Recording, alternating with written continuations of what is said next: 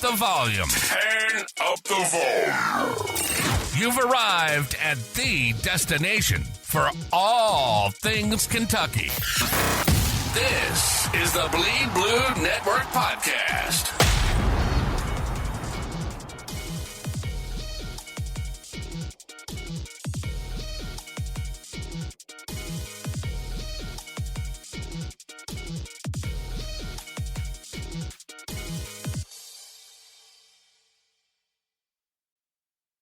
Hey there, BBN. This is KY Sass, Salena back with Heather for the BBN Ladies Unleashed podcast. Heather, how are you today? I'm doing good. Just, living the dream, watching a lot of sports and getting ready for the Super Bowl. Do you have any special Super Bowl plans? We typically just I'll make like wings and stuff or whatever, and then we'll just watch it. I don't follow the NFL super closely. Like, obviously I watch Super Bowl and stuff too, but like if I'm rooting for anybody, I'm rooting for the Eagles. I don't want to see a three-peat just because. I don't think anybody in America, unless you live around Kansas City, wants to see a three-peat. Yeah, we actually some friends of ours have a big party every year. We're going to go over there and eat way too much junk food. And then My husband and I are like, that next day we need to detox and start to get healthy. So yeah. I don't know what's going to happen during Super Bowl. It's all up in the air. Yeah. But yeah, no, hey, thanks for joining me again. Because you've been here before and it was a lot of fun. But I know you have a special rant that you want to kind of get off your chest. So I will turn this over to you and let you address it. Because it needs to be said. It definitely needs to be said. So I think as I get older, I have a love-hate relationship with our fan base. We're very passionate. We love our basketball team. We armchair quarterback every game. It doesn't matter who the coach is, whether it was Calipari, I'm sure it happened, in some capacity when Pitino and Tubby were coaching. It's just more, it's more like evident now, right? With social media. BBN, for the love of everything's holy, please stop tweeting, this player sucks, Coach Pope sucks. Like, stop it. Nobody cares. First of all, you're sitting at home on your couch, either tweeting from your phone or your little computer in the basement. Stop being so nasty. Like, talk about X's and O's, what they did right, what they did wrong, how they can improve. The stuff I have seen the last couple of weeks, because let's be real, right? Like, the men's team has struggled, and we'll get into why. And I had a kind of a feeling this was going to happen eventually, especially as we got into SEC play. But tweeting people just nastiness. It's not even constructive criticism. It's just downright nastiness. Like, shut up and log off. There's no need for it. Like, we have enough strife in this world that we don't need to add it to, an 18-year-old kid, a 22-year-old kid. Doesn't matter what the age is. Stop being nasty. No, I agree completely. It has gotten completely out of hand. And it's just only getting worse. And to be fair, it feels like it's because there have been such high expectations placed on the team that if they don't hit every one of them, every one of those expectations, then it's like the little child, the inner child comes out of people and they act like a toddler online, right? Like, there is no need to say the things that people have been saying to these players' parents, right? Mm-hmm. Toward Coach Pope. None of that. Like, it does not make anything better. It doesn't look good to anybody or for anybody. And it honestly gives the fans and the whole fan base a really bad rep. And people will say, oh, it's only a small majority or small minority or whatever. Yeah, but that minority is very loud. And it is also very seen by players, by their parents, by coaches. Yeah, and I agree. I mean, honestly, I kind of touched on this a little bit the other day on Twitter. I was like, look, I'm going to take this angle on UK this morning. I feel bad for the team. they're beat up. Pope is doing the best with what he has healthy.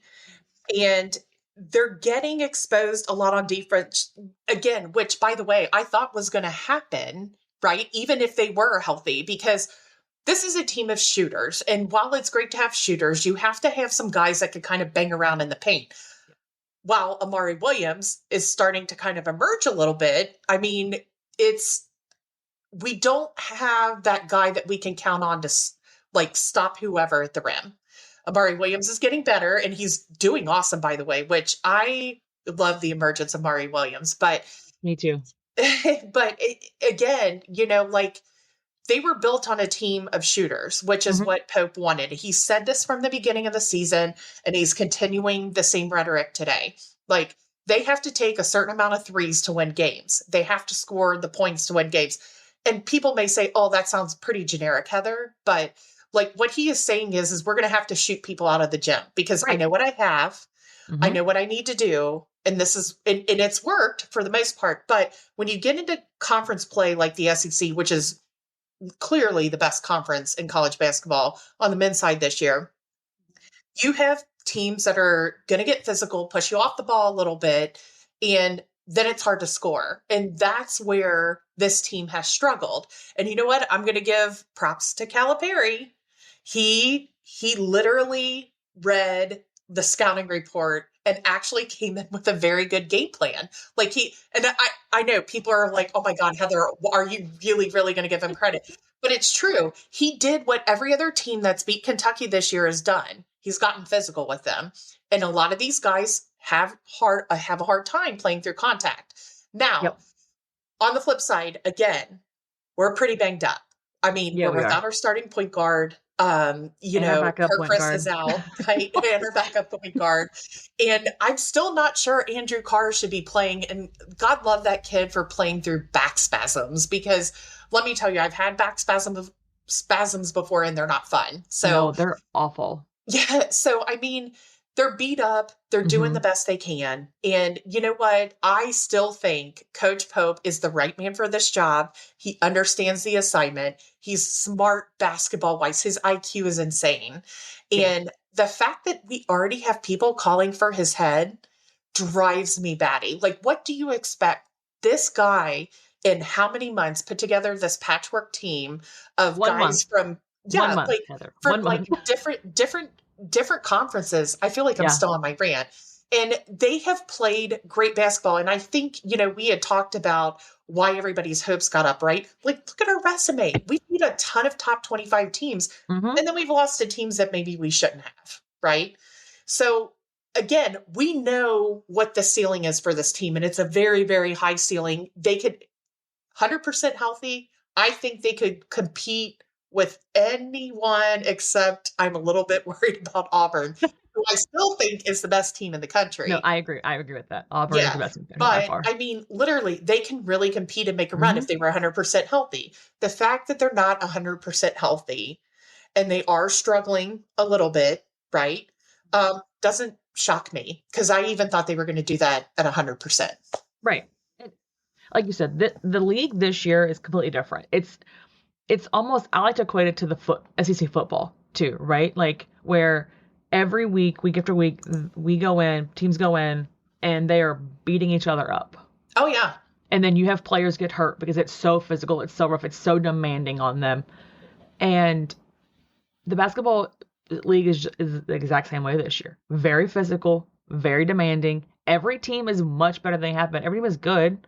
Like, if you put some of these teams in different leagues, they're undefeated in another league. Absolutely. And that's causing the wear and tear on the players. It's causing the injuries. It's causing fatigue. It's causing the little mental breakdowns that seem to be happening. But anybody who thought this team would not struggle in the SEC, at least in some parts, they're delusional, completely delusional. And I think that's part of why you've seen so many people crash out, is because they built up delusions in their head that isn't, it's like freaking them out. But I do think that Pope, I'm with you. Pope is our man for the job. Like I've never seen a coach come in and re-energize and reunite a fan base the way he did when he was hired as press conference, and like as he continued to do so. Like, he does understand, he does get it. And I know people were like, "Oh, he has no fire. He has no fire." Y'all, he broke chairs. Okay, he busted some chairs. He cut his hand, and I have seen. Okay, I'm going on a mini rant too here. I have seen people say, "Oh, that's because he lost control of the locker room." No, that is not what that means. Mm-mm. Anybody who's ever coached a sport has had moments like that where they are so frustrated that it happened. That is not losing control of a locker room. That is not your guys not respecting you. Okay, that is a human being frustrated that things are not working out how they planned or should have been worked out. Okay, like, that is not a whatever nonsense I've seen on the timeline like lately. That's not what it is at all. And you cannot tell me that there's not a single coach in America that has not done those exact same things because they are frustrated, especially at a high stakes job like Kentucky. Yeah, I agree. And I'm actually interested to see how they bounce back this weekend on Saturday, which I kind of have a feeling we're going to see a little bit better of a game. Like, I think, Pope clearly understands the climate and what it means to coach at Kentucky. He understands the pressure. He was willing to take on all of that, or he wouldn't even be here. Right. What he has to get his guys to do now is not only, I think they bought in, I think they get it, but now it's like, you got to really get it. Right. And, what I hate for these kids though, that are on the team right now is I feel like there were times, especially the last two games, they were playing with a monkey on their back and it kind of showed. They were a little tight. They were making mistakes they don't normally. If you even go way back to the Duke game, I mean, Duke, that was a great game. We shot a little bit better than they did, and we made fewer, less mistakes, right? So, I mean, again, like, I feel like this team is going to be totally fine. I even said in kind of my tweet rant the other day that my expectation before the season, just looking at the roster on paper, was make it to the semifinals of the SEC, make at least win one tournament game in March. I've seen them healthy 100%. I think they can go above that. And even if they're not 100% healthy, I still think they can go above that. So I'm going to tell people to calm down a little bit. Stop tweeting these kids, these parents, and the coach. Like, Please. please stop this. Like, you guys are being insane, right?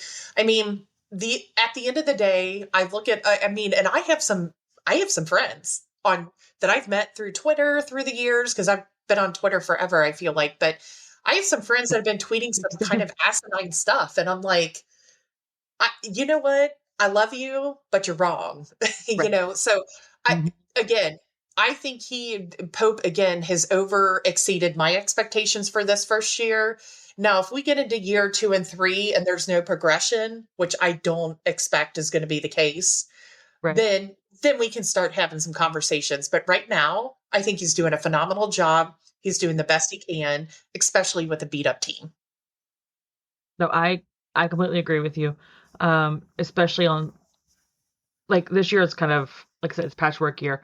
And I know people were questioning his ability to recruit, but I feel like the class he has signed for next year so far should have put that to doubt. Like, or that to rest, I should say, right? Not to doubt, to rest.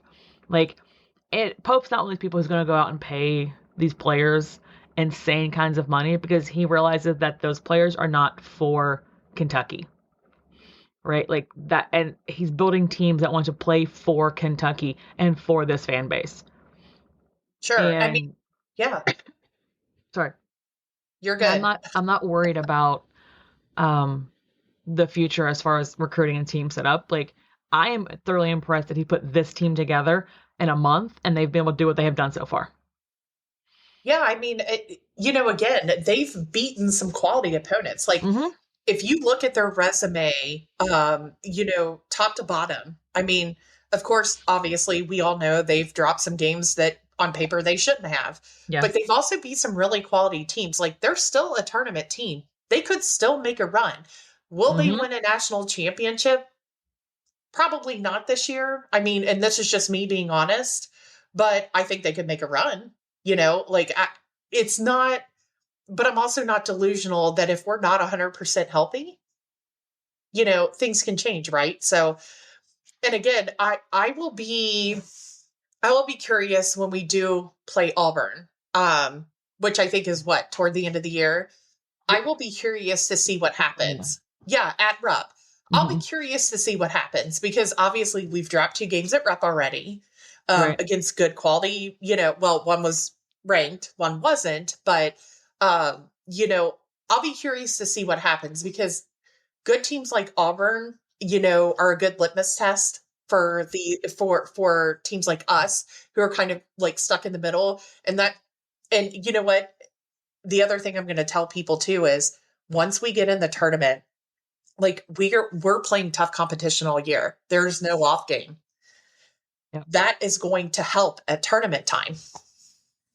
Oh, 1,000%. Like I don't know if we will play another team in the tournament that's as tough as the teams we play in the SEC, unless they're SEC teams. Like that's just I have not seen teams across the nation, I guess, that are as physical and stuff as what we play on a daily basis in the SEC. Oh, I totally agree. Like, I mean, the SEC tournament will be a wild affair. Like, it will be very hard-nosed basketball. So, I think this season so far is a good indicator of how that's going to be. Good news though, Butler did start the non-contact practice today. I saw that. And honestly, I think on the defensive side of the ball, which is where this team is struggling right now, they kind of need him. I felt like the last game, Jackson Robinson got exposed a little bit on the defensive side of the ball. Like, and again, what do you do, right? Like, Ole Miss was throwing up stuff. And they've probably never shot that well all year. And literally, I don't think they have. I went back and looked at all of their box scores and statistics, and they haven't shot that well all year. But, and I even thought, did you hear something the last day or two where Coach Pope came out and said that he was telling people to defend, but not beyond something about the 3-point line? Yeah. Because these teams aren't shooting the 3-point ball very well. Like throughout the rest of their games, they're not hitting the way that they're hitting. So he'd rather not have them drive and get fouls. He'd rather us take the chance of them shooting threes. Unfortunately, it's just sort of backfired on us 2 games in a row. Right. And that's what I was going to say. Like, what are the chances of this happening? Right. So, I think if I know Coach Pope, and I think he's very, very smart. He's probably working on some sort of in-between or some sort of, workaround. We all agree they probably should just go 2-3 zone instead of 1-3-1 at this point. But, because 2-3 zone seems to slow people down, right? So, he's going to be fine. I am not worried about this team at all. No. Look, the rut sucks, and it's came pretty quickly and all at once. But this team is totally going to be fine, especially if they can get healthy. But I just want people to stop tweeting these parents, the kids, and the coach. They don't suck. There's a reason you're at home and the reason they're at the gym. And the reason those coaches get paid a lot of money and you're not. Thank you. Exactly. Thank you. But yeah, no, that all needed to be said. That was a good cleanser. We needed to cleanse that off the chest, and it felt really good. And I'm sure people have different opinions and say, "Oh, say whatever you want to say." You know what? Fine, whatever. You go show your whole ass. I don't care. Right. Just go ahead and go do it. But the boys do have South Carolina this Saturday, and I feel like this is a game where we need to make a statement. South Carolina has played a lot of really, really close games in the SEC this year. Like, I think Florida only beat them by 1. They had come back. Auburn went down to the wire. That is the game that Johnny Broom, whatever. Broom. That's when he got hurt in that game. But everything they've had has been really close. But I think that for this team, for the coaches, and for BBN, I think it needs to be like a statement game. Just my opinion. Yeah. So while you were talking about that, I kind of looked up the line. It looks like Kentucky is favored by 9.5. Okay. That's today. Right. Obviously, that could change. I would actually love to see Kentucky win this by 20 plus. Yes. Yes.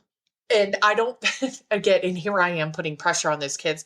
Look, if the players are listening, I am so sorry. I'm not trying to put pressure on you, but not at all. This is all out of love. Just win. Out of love. Just win, babes. We love you. Just win, Yes, right? just win. But no, honestly, if they were to win by 20 plus, I would take this as a good sign. Mm-hmm. And again, I'm totally confident, 100% confident that Coach Pope and his staff are going to get them ready to do something like that. They know what's on the line. They know what needs to happen. And, 9.5 actually feels kind of right to me, but I would love to put the pedal to the metal a little bit and just blow them out. Yeah, I agree. But again, I just want them to win. Like, I want them to win, and I want them to get back in that feel good column. Because a part of the thing too is I think that these players are older, they understand the stakes a little bit more, I think, than the younger players might. And I feel like they put a lot of internalized pressure on themselves. And I think that's where you see some of the mental stakes kind of start to happen. Because maybe they try too hard. Maybe they're like, oh, God, they start panicking a little bit. Because it's a lot of internalized pressure. But I mean, as long as Jackson does his thing, as long as Amore keeps doing what he's doing, because right now he's unstoppable, like literally unstoppable. Owe does Owe things, and then we get good production from like Ansley and Carr and Brea. Travis Perry, Trent Noah. I think we'll be fine. Like, I really think we will be fine. But we still have to get the normal production out of those. Yeah, and I think, the good news is I feel like Andrew Carr, dealing with back spasms, he's kind of trending in the right direction, right? He got a little bit more minutes against Ole Miss. Good thing, right? Mm-hmm. I don't think he's 100%. So if I were Coach Pope and I was giving a very smart man who was going to be a doctor advice, continue to use him as you see fit, right? Like, use him limited minutes, because what you don't want to do is throw him in the game and throw all these expectations on him. Yeah. He plays a little tight, still hurting, because I feel like he'll regress, right? Mm-hmm. So if Coach Pope is listening, just stay the course, hon. It's all good. Listen to us armchair coaches over here. Yeah. Yeah. Like, I'm going to be positive, Heather, here, and just say, look, like, you're doing the right thing. I know you're trying your best. Like, you're doing the best you can with a beat up team. Don't listen to this side noise. And that's true. They are very beat up. So, yeah. But I wanted to ask you, because, we have this chat group, right? Yeah. On Twitter or X, whatever the hell it's called. I still call it Twitter because X sounds stupid. So, but like, I know there's a couple of you that have interacted with some parents. Mm-hmm. What are they saying? Like, what, what's their temperature on this whole thing, right? So I think the one that we've had the most interaction with is Cade Lewis's dad. And,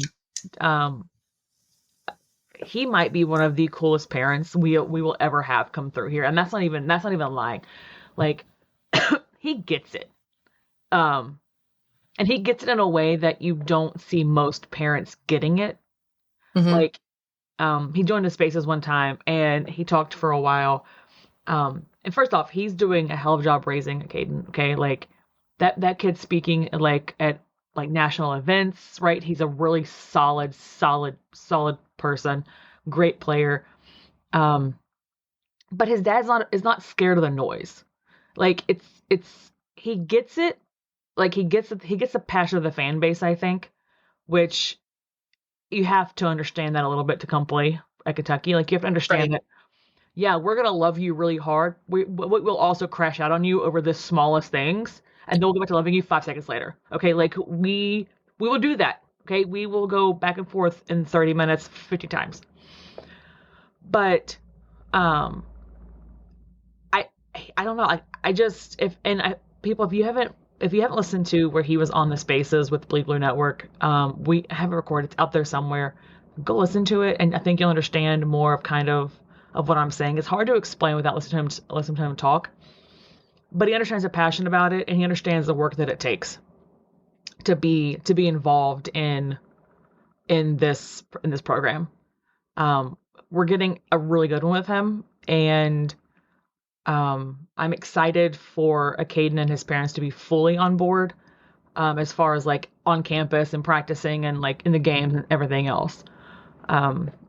He just gets it. Like he understands it completely. Like he's already bought in completely. It is really, really refreshing to see and hear. Yeah, I mean, that's encouraging to hear from me, because I've seen, like, obviously I don't follow any of the parents. I haven't interacted with them, but I saw some chatter in our our group talking about, hey, like, we act like these parents are good. They have good kids, they're doing the best they can. So, kind of going back to what we've been talking about for the last 25 minutes or so. Yeah, no. This is why you don't beat good kids down, right? Right. This Because is why. You don't do it. and also, I mean, like, I'm a mom. You know what? I have a almost 20-year-old son sitting upstairs right now. You know why I haven't gone to watch him ref a game yet? Because he has his license to ref games in the state of Ohio. Mm-hmm. Because I know the minute that a parent yells at him, Mama Bear is coming out. Mama Bear is really coming out. So, no, I mean, look, or dad or whatever. Like, again, like, these are human beings. Like, I just implore people to be a little bit sympathetic to that, right? Like, just understand. And not only that, I think it is a horrible look across the board. If you have a kid that might be looking at Kentucky, and then you see all this chatter online, like, you suck, you blah, blah, blah, blah, blah, from some dude on a couch, like, do you want your kid to put up with that? Because we had touched on this a little bit, or actually one of our friends had touched on this. It might have been Ashley, where just the mental health aspect of that, like, it's hard. So look, I want to, and I feel like Coach Pope is doing a great job of this. I want to not only brand, Kentucky basketball on the men's side anyway, as not only a place you want to play because it's a sense of pride, it's a historic program, right? We can get you prepared for the next level if that's what you want to do. But we also are here to take care of you, because I think at the end of the day, when it comes to recruiting and parents, and I'm not talking about, NIL money, monetary, and I'm sure that comes into it. You just want to know that somebody's looking out for your kid, period. Right. Yep. No, so. I agree 100%. And to your point about parents seeing it, parents have seen it. And there have been comments made about how they would not want their child, or not want the child to come to UK because things the fan base has said. Oh, yeah. Now, me personally, like, if we're going to be petty like this and whatever else, then why don't we just bully them off the freaking app? Like, I don't care. Like, there's more people being positive than negative, so why not just bully them off the app? Like, what are they going to do about it? Make another burner? There's not like people don't have 30 of those anyways. Right. Have behind AI images, whatever. You know what I mean? Like, it's stupid. But no, I think the parents that trust Pope and like their kids come here, they know that obviously Pope is going to care about them and love them like no other. And hopefully they understand that the fan base, the majority of the fan base, is not insane in a bad way. Not saying in a bad way. Now, we are insane about basketball, but not like, oh, you suck, go back to whatever. Insane. Sure. So. Yeah, and honestly, I mean, I feel like every fan base, so I'm transparent. I am married to an Ohio State fan. Girl, that's hard. We're a house divided. I don't know what else to say. So, no, I mean, it's interesting because him and I, we have very passionate fan bases, right, that we support. And, my husband says, Heather, UK basketball fans, blah, blah, blah, blah, blah. And I'm like, are you kidding me? You're an Ohio State fan. Have you talked to your football fans? Like, Good Lord, we're the same, just different sports, right?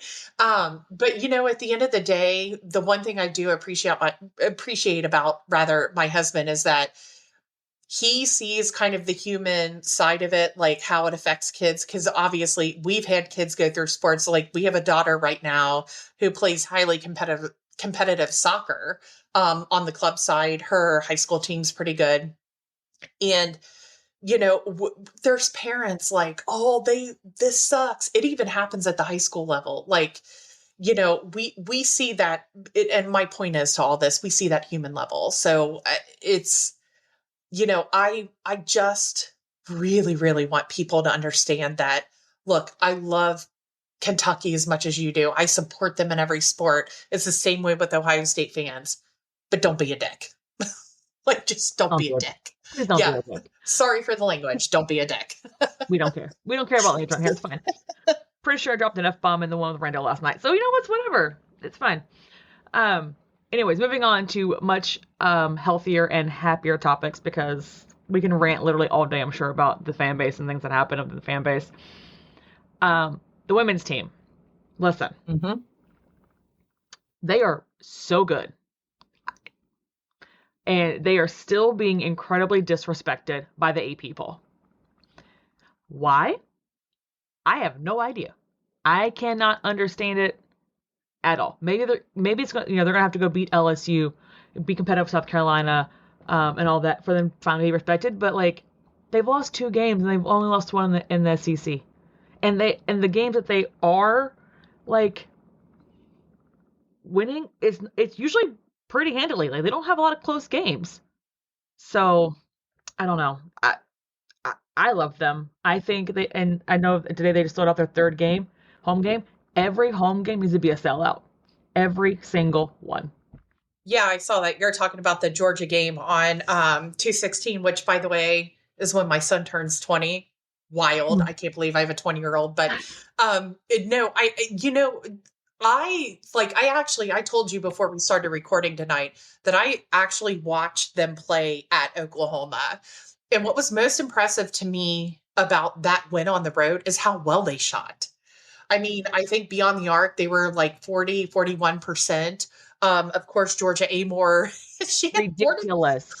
43 ridiculous. And 8 assists. Like, that's insane. Strack, Lawrence, Hassett, Silva all played well. I mean, I think what this team and what Coach Brooks is doing is putting together, like, I mean, we talk about first years and patchwork teams. What the heck, man? I mean, this is one of the best coaching jobs on the women's side of the ball that I've ever seen. Okay. And, we talked about, obviously, just now that their game against Georgia on February 16th is sold out. The LSU game on the 27th is sold out. And I think that game, the LSU game sold out, but then that game on the 27th against Tennessee is pretty close. So, I mean, again, I mean, this team is phenomenal. And I think I talked about this the last time I was on this podcast, like the way they move the ball, the insane, like they're good when they have an open look, they actually hit it. I don't know. Coach Brooks, bravo. I mean, seriously, like this is one of the coolest coaching jobs I've ever seen. And, I don't know, because I haven't followed this. Like Georgia Amore, I hope she is in the conversation for National Player of the Year. If she's not, it's a travesty. If she is not, it's literally a travesty at this point. I know I did see like a mock draft board today, and she's like scheduled or rated or whatever to go at number 3 overall. But I don't know of a player that is more important to their team than Georgia Amore. Like, yeah. I don't know, but like, and I don't realize, I know that there's like Juju Watkins at USC, right? Like, I know that, but Georgia, and to this team, she is so important. She is what makes this team go. And without her, we would not be where we are. So if she's not in the talk for National Player of the Year, then she needs to be. And BBN, you should get loud about it. Like, if we can get, Z a billboard made and whatever, we can get loud about Georgia Amore being in that talk because it has to happen. Yeah, she's like the general. I mean, that's She what I feel. is. I was telling, my twin daughters and I when we were watching the game the other day, I'm like, she's like the general. She just leads everything. Like her basketball IQ is so insane. The way the way she sees the court is insane. But I mean, and again, talking about this UK team, they lost to UNC on the road. They lost to Texas A&M on the road. And I think, by the way, in both games, they didn't shoot great. They did not. Nope. Yeah. So, I mean, like, again, top teams, when you don't shoot great on the road, that's usually a recipe for disaster. And that's their 2 losses. So, I mean, I honestly, I am so excited what's happening on the women's side. I mean, I'm sure everybody is circling that game in Columbia, March 2nd. That's going to be a good litmus test. Yep. Obviously, they have that big matchup coming up against Texas. And, by the way, I don't know if you saw this. If you go to ESPN's website right now, even though Texas is coming to us at Memorial Coliseum, ESPN is giving them an 86.5 chance to win. Put respect on our name. I know. Put it on our name. And I just want to highlight that because if Kentucky does beat them, that is my all over Facebook, all over Twitter, Instagram, Snapchat, TikTok. Like petty and toxic. What's up? Yes. Yeah, right. Oh, I will be totally petty. Like a little bit more respect, please. Mm-hmm. And I would love to see, again, if and Texas is good. Like I'm not discrediting their team at all, but I was shocked when I saw that today. An 86.5% chance to win at Memorial. No. We'll see. We'll see about that. I don't know if you follow Corey Price on Twitter. I do. Yeah. But he's dropped some really good analytical stats about this team so far. And like there are a lot of one-of-one players. This one, for instance, this is there's only one player in women's college basketball that has this season, I should say, that has 150 rebounds, 40 made 3-pointers, 40 assists, 20 blocks, and 20 steals. And that only person is Amelia Hassett. That's it. She's the only player in college basketball to have that. And then, so far, this year, the trio of Georgia Amore, Amelia Hassett, and Deja Lawrence are averaging combined 7.3 made 3-pointers per game. That is currently better than 267 Division I women's basketball teams. So, and I like how they call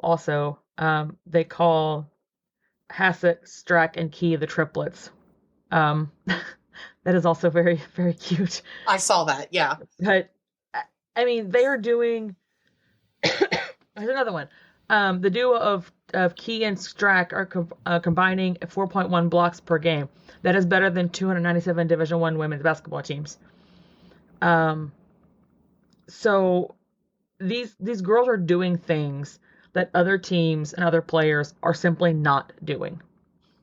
And the fact that they're not being respected by the national media is insane. But I also feel like BBN support could be better too. Just saying. Just saying it could be better. They're not the men's team, no, but like, y'all, they're damn good. Like, they're really good to watch, and they're fun, and they're exciting, and they've brought this program from rock bottom to where they are now.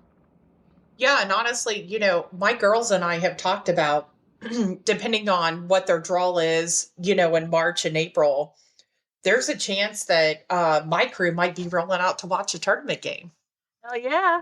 Yeah, I mean, I'm serious. Like, I love good basketball. I know my girls love good basketball. And, I think kind of looking ahead to March, I expect a deep run in the tournament for them. I mean, on the women's side, I think they match up well against a lot of different teams. They have height. They have good guard play.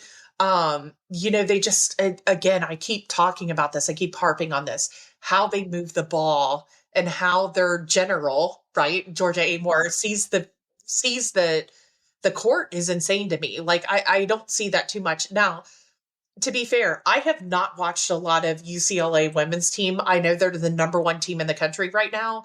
And they're good, obviously, for a reason. But, I just like the makeup.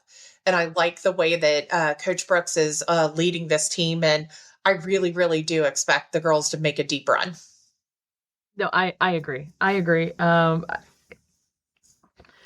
My only concern with this team, and this is just a concern as far as like watching them, their starters play so many minutes. True. There are multiple games where Georgia and Clara don't come out of the game at all.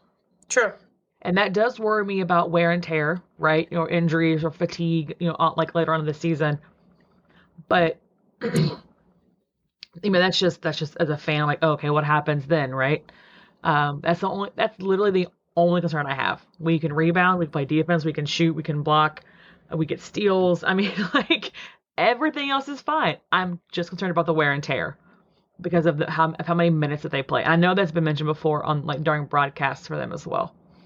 Yeah, I mean, it kind of seems like if you watch any of these games that Coach Brooks does have kind of a limited bench, but this is the beauty about March. Right? Whether it comes to the men's or the women's side, you always have that one player that kind of steps up and plays meaningful minutes, whatever it may be that helps their team ultimately win the game. Coach Brooks is going to have to find that player. I don't know who it's going to be, but I feel confident enough that he is going to be able to at least coach somebody up to be that player. Yeah.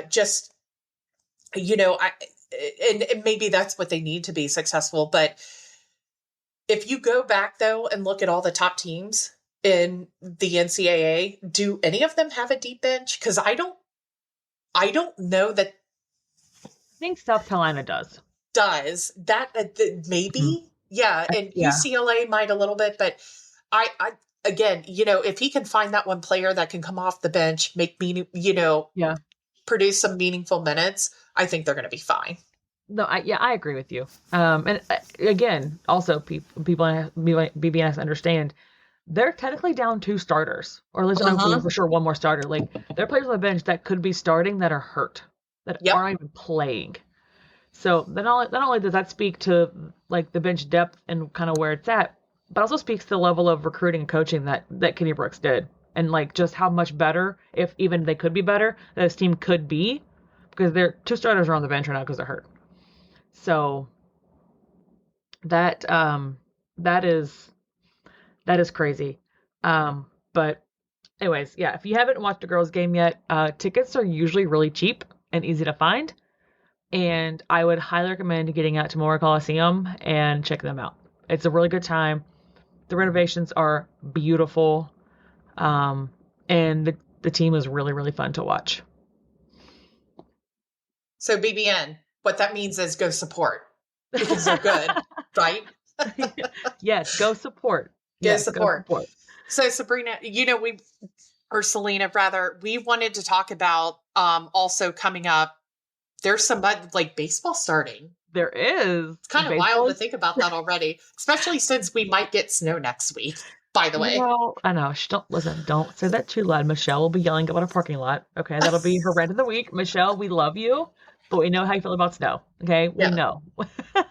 Yeah, no, baseball is starting. And last year's team, crazy, and they really got the fan base excited about baseball.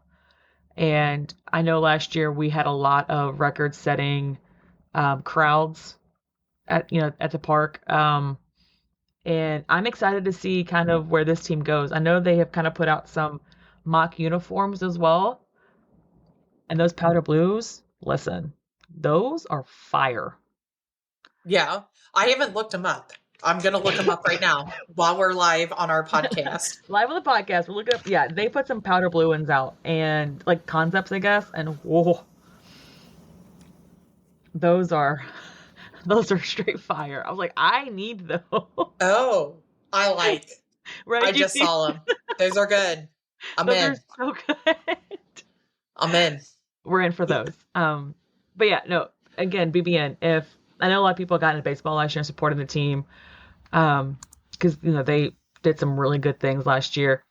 If you haven't been to a game at Kentucky Proud Park, try to make it a goal to go this year. Fantastic venue, a lot of fun. It's like a little party. So, definitely do that. Coach Mangione has really turned the program around, and given us more things to be excited about as far as UK sports goes. Yeah, I mean, he hit the transfer portal like big time last year, and the team was fun. Everybody enjoyed it. I know they've had some guys kind of transfer out, but they're also bringing guys back in. So it should be another fun year. I mean, I haven't been to a game for a little bit, but we were talking about in our house that we're going to make it down from the east side of Cincinnati and go watch some games this year.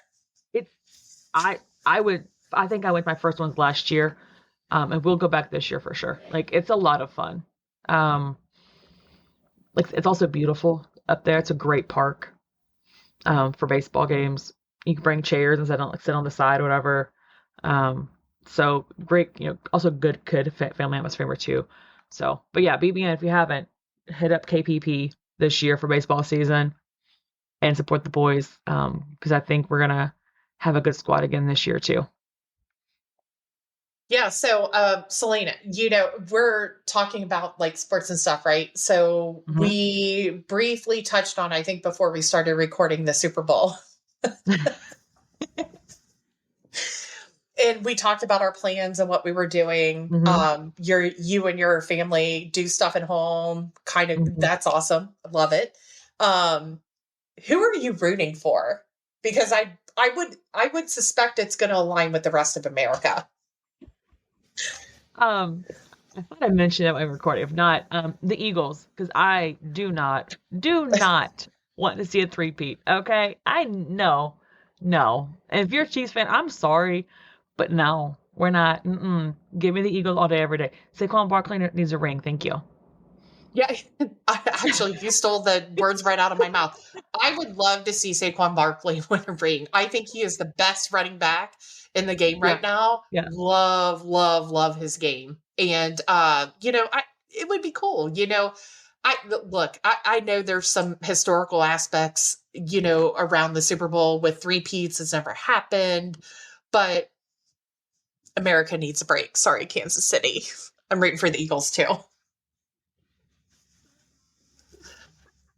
Yeah. But yeah, no, I think that'll wrap it up. We have went on a rant today. Michelle, we did you proud of, hopefully, with our rant. Because you couldn't join us today, so the rants hopefully covered it. But yeah, BBN, again, if you have not been to watch the girls play, go watch them play. Worth it, 100%. And if you can, get to KPP this spring and summer and fall, I guess, for some boys baseball. Worth it. Worth the drive. Tickets aren't super expensive at all, and the atmosphere is great. Quit being jerks on social media. Sorry. Yeah, stop being assholes. Right. End of story. Just stop it. But Heather, thank you for joining me tonight. Fun times as always. And BBN, let's behave ourselves and cheer on our teams, because we have good coaches, good kids on our squads too, and they deserve all of our support. Cats by 90. Cats by 90. Thanks for joining us on another episode of the Bleed Blue Network podcast. We hope you enjoyed diving deep into the world of Kentucky sports with us. Don't forget to stay connected by following us on Twitter at BleedBNation. Your feedback means the world to us, so take a moment to leave a review. Not only does it help us improve, but it also helps others discover the show. Until next time, keep cheering, keep listening, and keep bleeding blue.